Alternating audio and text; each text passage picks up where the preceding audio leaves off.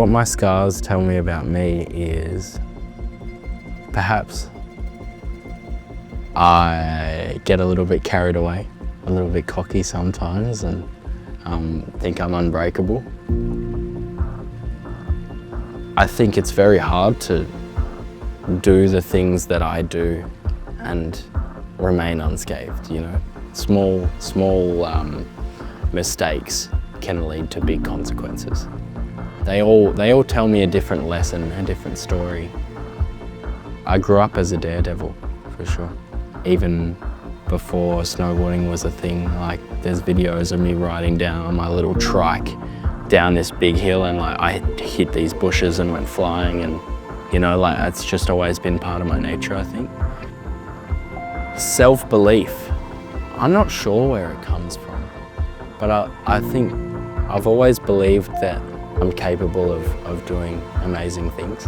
And sometimes you have to trick yourself a little bit. Sometimes even if you're not feeling that belief, you just start telling yourself and, like, you know, talking to yourself, and maybe everyone that sees you thinks you're a weirdo, but when you say it and like put it out into the universe, like it can come back to you. So also training or like practicing what you do so much to the point where you don't have to fall back on hopes.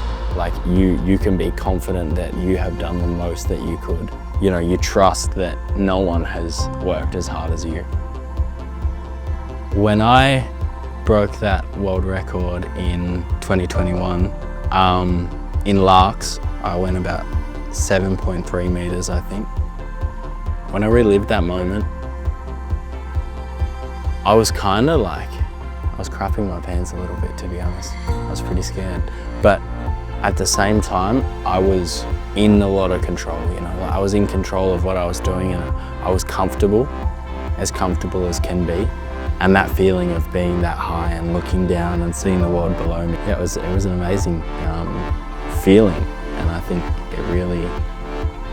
it was a pretty defining moment for me. Like it definitely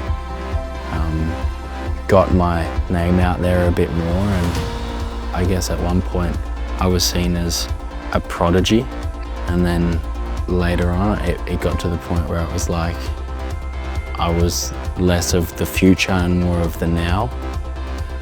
And yeah, it's a dream come true.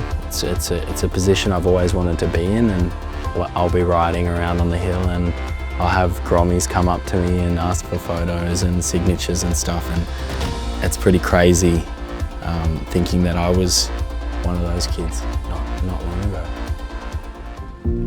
I haven't specialised yet, just because I can't choose. I've never been able to choose what I like the most within the freestyle disciplines. They're all really, really fun in their own special ways.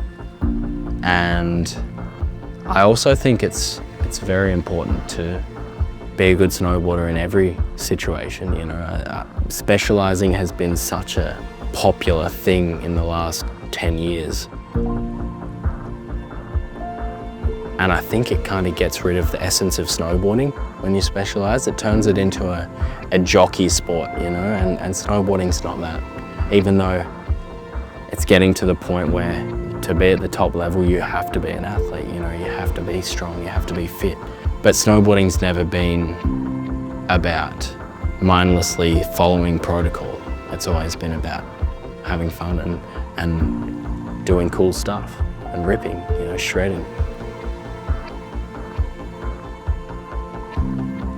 My grandparents have a big ramp in their backyard that I train on when I can, and before that was built, like I'd won the US Open Junior Jam, which is it was at the time the biggest competition for under 14s in the world in snowboarding, and I won that. And then I was like going into World Cups, and you know, lots of stuff was kind of aligning, but then the idea kind of was like I had been spending a lot of money and a lot of time away from my family to travel and go and create training opportunities.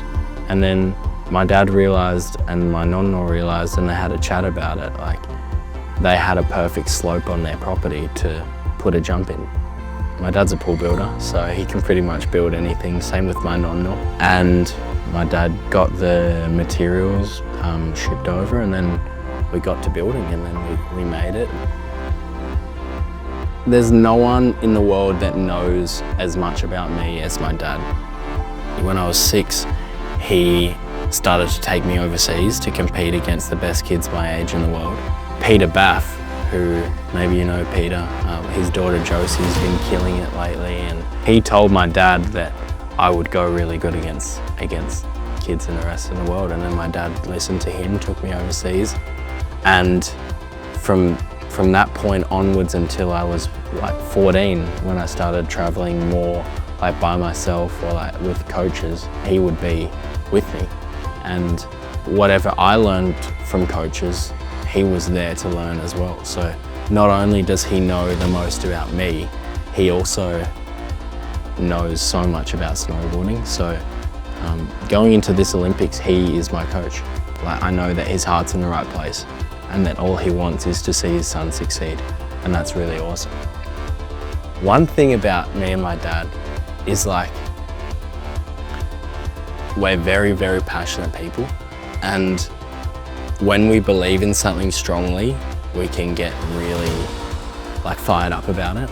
And when we have differing opinions or beliefs, it can get pretty heated. But we see it as a good thing because we both just want to find the best path forward. You know, we both want to find what the better thing to do is. So like, we might argue about it for a little bit, but we usually come to a conclusion that is the right way to go.